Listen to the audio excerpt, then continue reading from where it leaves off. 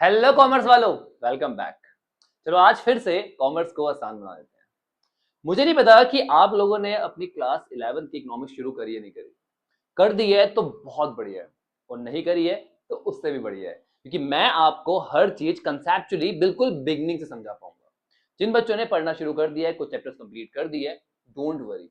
And ये मत सोचना कि ये वीडियोस आपके लिए नहीं है, कि ये वीडियो आपके उस चैप्टर को कंसेप्चुअली इतना स्ट्रॉन्ग कर देगी कि आपको दोबारा पढ़ने की जरूरत नहीं पड़ेगी।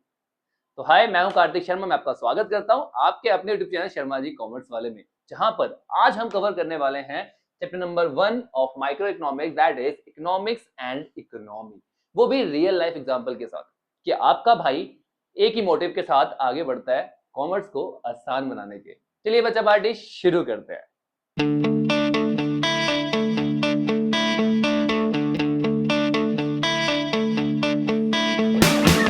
आज हम पढ़ने के वाले हैं बच्चा पार्टी, ये हमारा चार्ट रहने वाला है। इस तरह से हम क्लास को आगे बढ़ाएंगे। सबसे पहले हम पढ़ेंगे कि अनलिमिटेड वांट्स क्या होती है और स्केयर रिसोर्सेज क्या होते हैं। इसके बाद देखेंगे problem of choice and economic problem के बारे में, एंड देन इकोनॉमिक्स को जानेंगे। फिर इकोनॉमिक्स के दो टाइप, माइक्रो और मैक्रो, को डिटेल में समझेंगे। After that positive and normative economics को भी ध्यान से एग्जाम्पल के साथ समझ लेंगे। आफ्टर दैट इकोनॉमी एंड उसके तीन टाइप को बहुत ही डिटेल में समझेंगे एंड एनालाइज करेंगे। तो चलिए आगे बढ़ते हैं। चलिए शुरू करते हैं हमारी वांट से। हाँ जी, हमारी जरूरतों से, जो कैसी है, अनलिमिटेड है। पापा ने अभी अभी नया फोन दिलाया तो याद आया, पापा यार फोन तो आपने दिला दिया, अब शूज भी दिला दो, क्योंकि ना शूज पुराने हो गए हैं, प्लीज नाइकी के दिलाना। नहीं नहीं नहीं पापा, कौन से दिलाना? 1/8 के विराट कोहली का जो नया ब्रांड है वो वाले दिला दो, ठीक है। उसके बाद पापा ने दिला दिए, पापा तुमसे प्यार ही इतना करते हैं।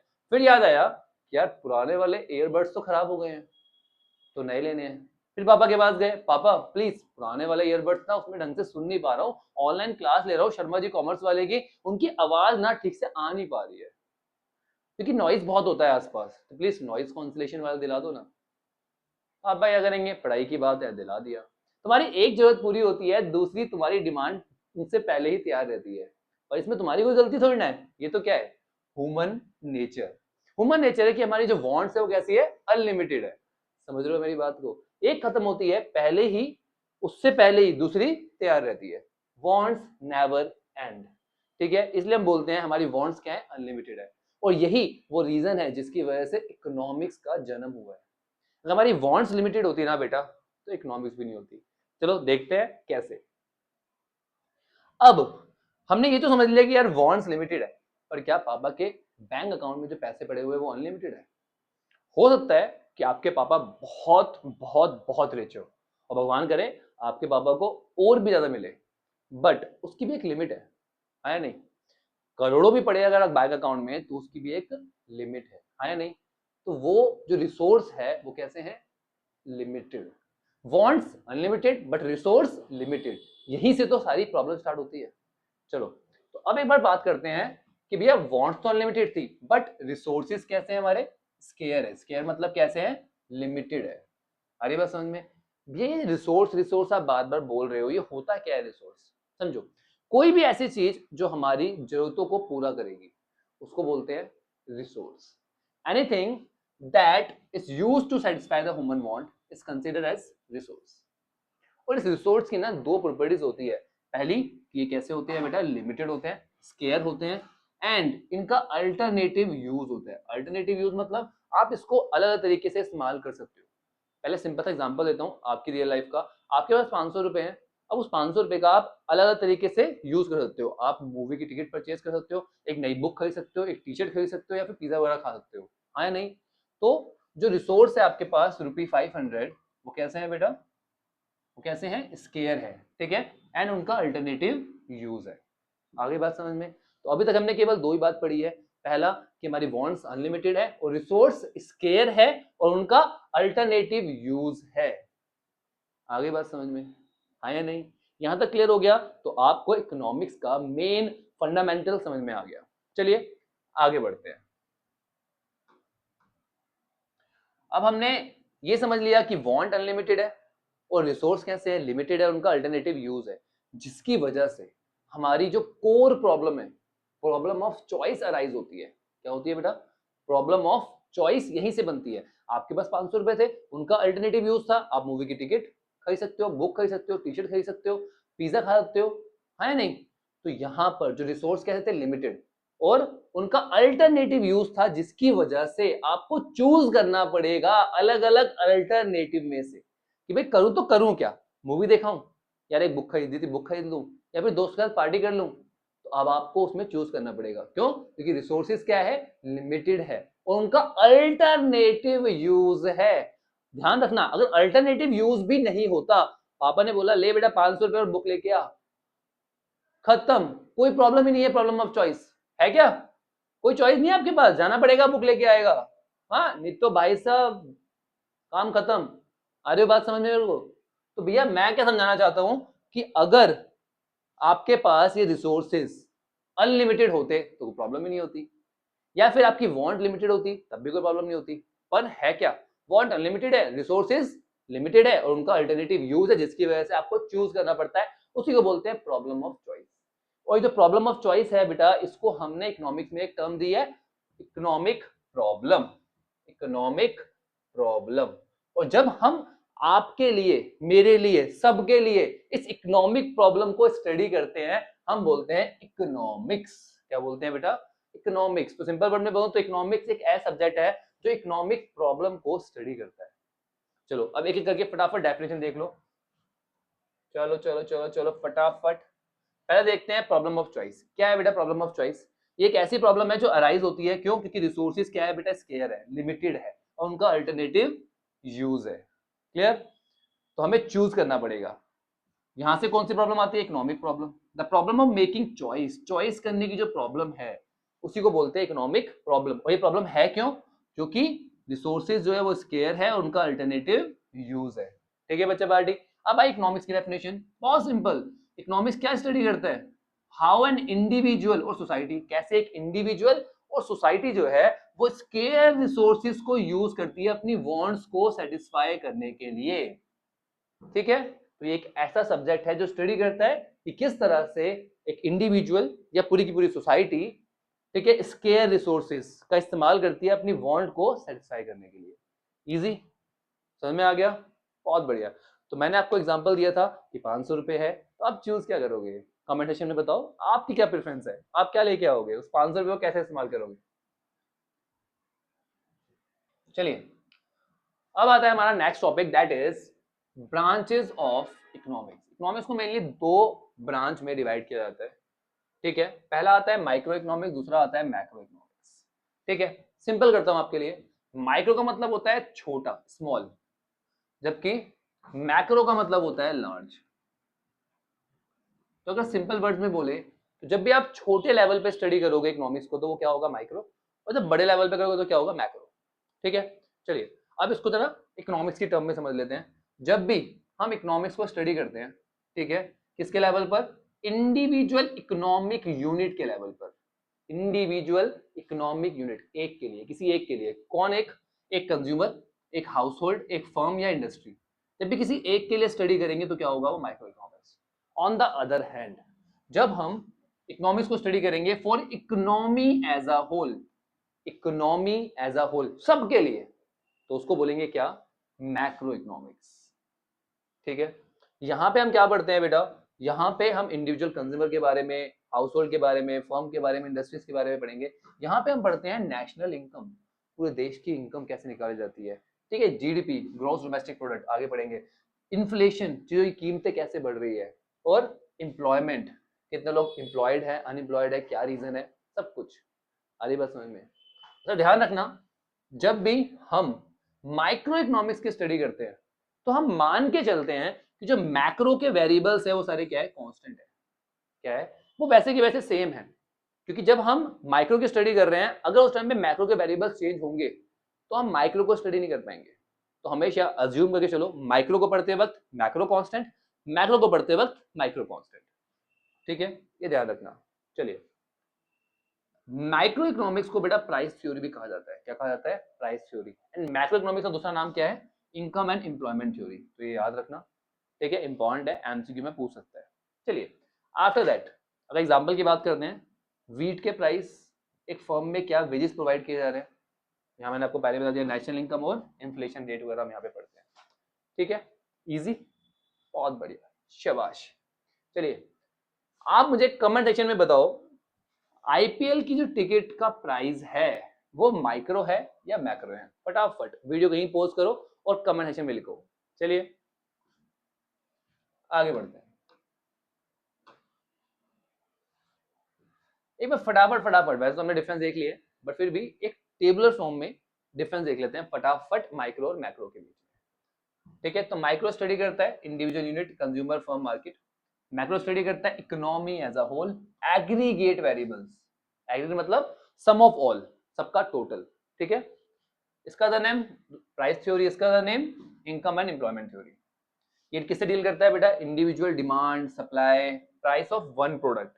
ये डील करता है एग्रीगेट सबका, एग्रीगेट मतलब सम ऑफ ऑल। ठीक है, सबकी डिमांड, सबका सप्लाई, जनरल प्राइस लेवल, वो प्राइस लेवल जो मार्केट में प्रिवेल कर रहा है। ठीक है, इसके मेन टूल कौन से होते हैं? डिमांड एंड सप्लाई, जो आप क्लास 11 में पढ़ने वाले हो। Aggregate demand and aggregate supply जो आप क्लास 12 में पढ़ोगे।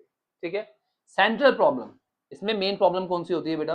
प्राइस डिटर्मिनेशन एंड रिसोर्सेज का एलोकेशन, कि रिसोर्सेज को कैसे बांटना है और प्राइस क्या डिटरमाइन करना है, वो भी इक्विलिब्रियम प्राइस। ठीक है, इसके बाद यहाँ पर जो मेन हमारा सेंट्रल प्रॉब्लम वो होती है इनकम का डिटर्मिनेशन, आउटपुट का, एम्प्लॉयमेंट का।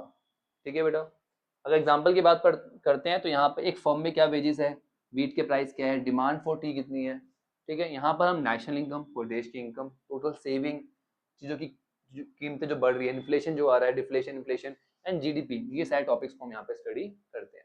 इजी, बहुत बढ़िया, शाबाश।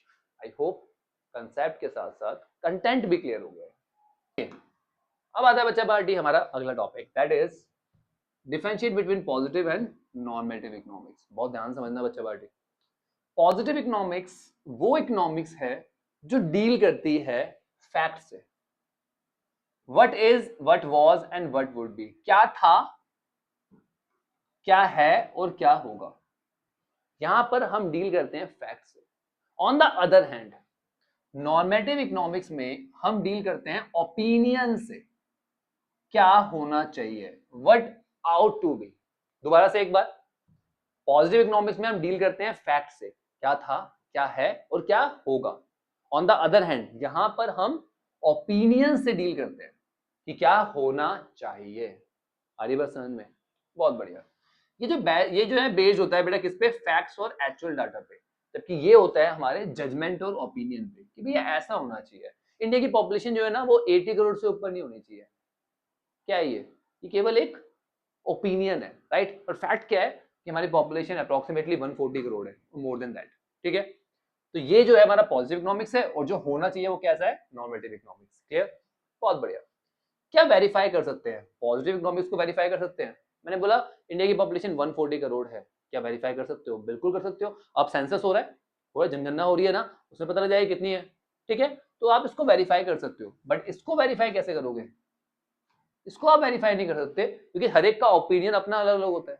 ठीक है, चलिए, क्या ये ट्रू और फॉल्स होता है? ये ट्रू भी हो सकता है और फॉल्स भी हो सकता है। मैंने बोला इंडिया की पॉपुलेशन 140 करोड़ है, ये ट्रू भी हो सकता है और फॉल्स भी हो सकता है, राइट? बट ये ट्रू और फॉल्स नहीं होता, ये केवल जजमेंट होती है। ठीक है, चलिए, यहां पर जजमेंट इन्वॉल्व नहीं होती, यहां पर जजमेंट इन्वॉल्व होती है। ठीक है, और ये पॉजिटिव इकोनॉमिक किससे डील करता है बेटा? पास्ट से, प्रेजेंट से और फ्यूचर से। ठीक है, ये भी ध्यान रखना। क्लियर, और ये केवल ओपिनियन से डील करता है। एग्जांपल ले लेते हैं, इंडिया की जीडीपी जो है वो 7% से बढ़ी है इस साल। ये क्या है? पॉजिटिव इकोनॉमिक्स है, क्योंकि ये एक फैक्ट है। अब इट कैन बी ट्रू और फॉल्स, इसको हम वेरीफाई कर सकते हैं। On the other hand government should reduce poverty, government को गरीबी कम करनी चाहिए। हाँ जी, करनी चाहिए। ये क्या है? एक ओपिनियन है। आगे बात समझ में? बहुत बढ़िया, शाबाश। Positive and normative clear. चलिए आगे बढ़ते हैं।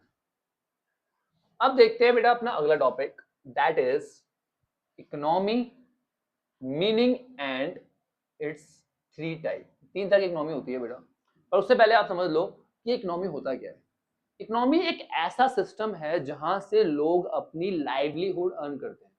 Economy is system by which people of an area, एक एरिया के लोग जो है वो अर्न करते हैं अपनी लिविंग, लिविंग मतलब लाइवलीहुड। ठीक है, एक बेकरी है, एक बेकरी से कितने लोगों को उनकी रोजी का, ठीक है, लाइवलीहुड मिलता है। ठीक है, जो बेकर है, ऑनर है, जो ट्रांसपोर्ट कर रहे हैं केक वगैरह को, ठीक है, जो उनको रॉ मटेरियल प्रोवाइड कर रहे हैं, एंड मैनी मोर, है नहीं। तो एक छोटी सी बेकरी से क्या मिल रहा है, इतने लोगों को रोजगार मिल रहा है, उस एरिया में रहने वाले लोगों को। Got it. तो ये जो सिस्टम है बेटा, इसी को बोलते हैं इकोनॉमी। समझ में आ गया। ये तीन तरह की होती है, एक होती है सेंट्रली प्लान्ड, एक होती है मार्केट इकोनॉमी, और एक होती है मिक्स इकोनॉमी। इंडिया में कैसी है बेटा, मिक्स इकोनॉमी है। चलिए एक एक करके समझते हैं। पहले बात करते हैं centrally planned economy. Centrally planned, centrally planned मतलब जो सेंटर में बैठे हैं। सेंटर में कौन बैठा है, गवर्नमेंट। तो ये वो इकोनॉमी है जिसको सेंट्रल अथॉरिटी या गवर्नमेंट कंट्रोल करती है। ठीक है, clear. On the other hand जो मार्केट इकोनॉमी होती है ना बेटा, इसको मार्केट फोर्सेस कंट्रोल करते हैं। ठीक है, क्या बनेगा, कैसे बनेगा, किसके लिए बनेगा, सब कुछ कौन डिसाइड करता है, मार्केट फोर्सेस। ठीक है, इसको हम बाद में बात करते हैं। ठीक है, सेंट्रली प्लान्ड इकोनॉमिक मतलब वो इकोनॉमी जिसको गवर्नमेंट कंट्रोल कर दिया। उसका क्या मोटिव होगा, लोगों की भलाई, सोशल वेलफेयर। तो उसका मोटिव क्या होता है, सोशल वेलफेयर। ठीक है, ऑन द अदर हैंड जो लोग प्राइवेट इंडिविजुअल जो मार्केट चला रहे हैं, ठीक है, वो किस मोटिव के साथ काम कर रहे हैं, प्रॉफिट को बढ़ाने के मोटिव के साथ। उनका सिंपल सा मोटिव है कि भैया हमें प्रॉफिट कमाना है, दैट्स इट। उन्हें लोगों की भलाई से कोई मतलब नहीं है। ठीक है, अच्छा, इस इकोनॉमी में सब कुछ जब गवर्नमेंट डिसाइड करेगी तो क्या कंज्यूमर की चलेगी, नहीं, कंज्यूमर यहां पर राजा नहीं है। अरे बस में सब कुछ गवर्नमेंट डिसाइड कर रही है। On the other hand market economy में वही सामान बनेगा जो कंज्यूमर चाहेगा, उसी क्वालिटी का बनेगा जो कंज्यूमर चाहेगा। अरे बस समझ में, यहां पर कंज्यूमर की चलती है, यहां पर कंज्यूमर जो है हमारा सोवेरियन है। इजी। चलिए, यहां पर पब्लिक सेक्टर जो होता है वो हमारा डोमिनेंट होता है। मेन सेक्टर कौन सा होता है, public sector. On the other hand market economy में कौन सा होता है, प्राइवेट सेक्टर। क्लियर। एग्जांपल लेते हैं, फॉर्मर यूएसएसआर, जो पहले यूएसएसआर हुआ करते थे ना बेटा, वहां पर सेंट्रली प्लान इकोनॉमी थी। अब मैक्सिमम जगह पे या तो मार्केट या फिर मिक्स्ड है। ठीक है, मार्केट इकोनॉमी का एग्जांपल क्या रहेगा, यूएसए। चलिए, अब दोनों का कॉम्बिनेशन, नाम से क्लियर है, मिक्स्ड इकोनॉमी मतलब दोनों का कॉम्बिनेशन। ठीक है, दोनों को मिला दिया और इंडिया ने उसे अडॉप्ट कर लिया और बहुत सारी कंट्रीज ने भी। ठीक है, तो मिक्स्ड इकोनॉमी क्या होती है, यहाँ पर जो कंट्रोल होता है वो मार्केट फोर्सेस पर भी छोड़ दिया जाता है और गवर्नमेंट भी यहाँ पर कंट्रोल करती है। ठीक है, मोटिव क्या होता है, दोनों होते हैं, सोशल वेलफेयर और प्रॉफिट दोनों। मार्केट वाले प्रॉफिट का फोकस करेंगे, गवर्नमेंट लोगों की भलाई पे फोकस करेगी। ठीक है, कंज्यूमर यहाँ पे सोवेरियन होता है, कंज्यूमर जो चाहेगा वही बनेगा। बट गवर्नमेंट ना पब्लिक डिस्ट्रीब्यूशन सिस्टम के जरिए, पब्लिक डिस्ट्रीब्यूशन सिस्टम को पता होगा, राशन की दुकानें है ना, उस सिस्टम के जरिए लोगों को सपोर्ट प्रोवाइड करती रहती है, सस्ता सामान उनको देती रहती है। ठीक है, ठीक है, यहाँ पर दोनों सेक्टर होते हैं बेटा, पब्लिक और प्राइवेट दोनों ही डोमिनेटेड होते हैं। एग्जाम्पल क्या है हमारे पास, इंडिया। इजी, बहुत बढ़िया, शाबाश। चलिए आगे बढ़ते हैं। So that's it our video. I hope सभी कंसेप्ट्स क्लियर हो गए हैं। फिर भी कोई दुख दर्द पीड़ा रह गई हो तो आपका भाई अवेलेबल है, कमेंट सेक्शन खुला हुआ है, मुझे बताओ, मैं डाउट्स क्लियर कर दूंगा। बिल्कुल टेंशन नहीं लेनी, नोट्स डिस्क्रिप्शन में मिल जाएंगे, वहां से डाउनलोड कर लेना और चैनल को अभी फॉलो कर लो अगर चाहते हो इकोनॉमिक्स को आसान बनाना। और आपके भाई का तो मोटो ये है, कॉमर्स को आसान बना देना। आपके लिए आपकी हर प्रॉब्लम का सॉल्यूशन आपको इसी चैनल पे मिलेगा। तो बिल्कुल टेंशन नहीं लेनी, बस अपने भाई के साथ डेली बेसिस पे पढ़ना शुरू कर दो और इस वीडियो को हर उस दोस्त के साथ शेयर कर देना बच्चे जिसने अभी पढ़ना शुरू नहीं करा है। उसे बोलो कॉमर्स अगर आसान बनानी है तो शर्मा जी कॉमर्स वाले पे आ जा, कि कॉमर्स का मतलब शर्मा जी कॉमर्स वाले। चलिए बच्चा पार्टी, मिलते हैं नेक्स्ट वीडियो में, तब तक के लिए take care, bye bye, study hard.